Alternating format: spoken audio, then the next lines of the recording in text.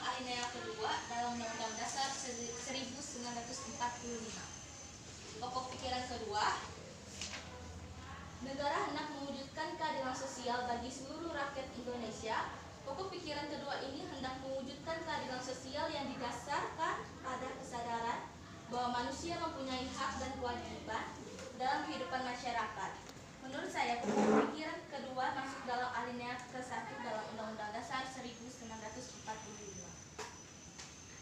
Pokok pikiran ketiga, negara yang berkedaulatan rakyat berdasarkan atas kerakyatan dan permusyawaratan dan perwakilan. Pokok pikiran ketiga ini merupakan pokok pikiran kedaulatan rakyat. Ia menyatakan bahwa kedaulatan berada di tangan rakyat dan dilaksanakan menurut Undang-Undang Dasar. Pokok pikiran ketiga ini masuk dalam alinea ke-4 dalam Undang-Undang Dasar 1945. Pokok pikiran keempat, negara berdasarkan atas ketuhanan yang Maha Esa menurut dasar kemanusiaan yang adil dan beradab. Hal ini menegaskan bahwa pokok pikiran ketuhanan mengandung pengertian takwa kepada Tuhan yang Maha Esa. Menurut dasar kemanusiaan yang adil dan beradab dengan menjunjung tinggi harkat dan martabat manusia atau nilai kemanusiaan yang luhur. Menurut saya, pokok pikiran keempat masuk dalam alinea ketiga. Arti penting soal yang kedua, arti penting pokok pikiran pembukaan.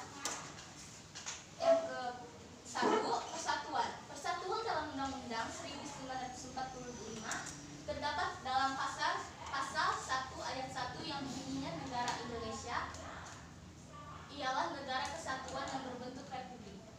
Kedua, keadilan sosial. Keadilan sosial dalam Undang-Undang 1945 terdapat pada pasal 33 ayat 1, 2, 3, dan 4. Pasal 33 ayat 1 yang bunyinya perekonomian disusun sebagai. Baik, ya di sini Ibu akan memberikan tanggapan dari tugas-tugas yang sudah kalian kerjakan ya. Dari minggu lalu kita telah membahas apa yang namanya pokok pikiran dan arti penting pada pembukaan Undang-Undang Dasar Negara Republik Indonesia tahun 1945. Jadi kita harus memahami dulu apa makna arti penting yang ada di dalam pokok pikiran Undang-Undang Dasar 1945. Kemarin waktu pertemuan ke-4 kalau nggak salah kita sudah menganalisis apa isi dari pokok pikiran Undang-Undang Dasar itu. Terdiri dari 4 alinea ya.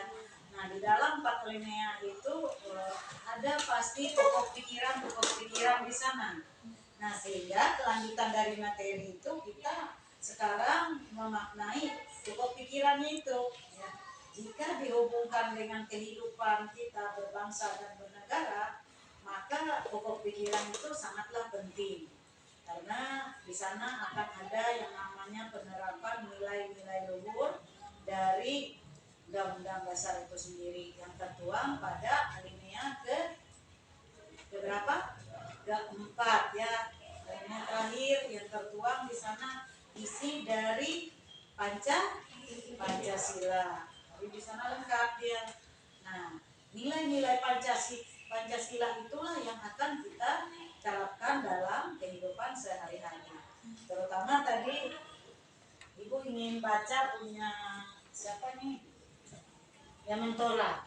Yang pertama adalah pokok pikiran negara melindungi segenap bangsa Indonesia dan seluruh tumpah darah Indonesia dengan berdasarkan atas persatuan dan dengan kata lain penyelenggara negara dan setiap warga negara memiliki wajib menggunakan kepentingan golongan atau individu. Menurut saya pokok pikiran pertama masuk ke dalam alinea pertama Undang-Undang Dasar. Alinea pertamanya apa?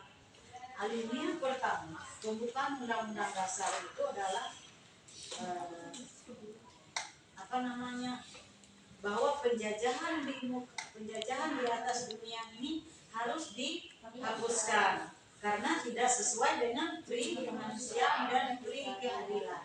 Jadi untuk pokok pikiran pertama di sana adalah intinya adalah persatuan, di mana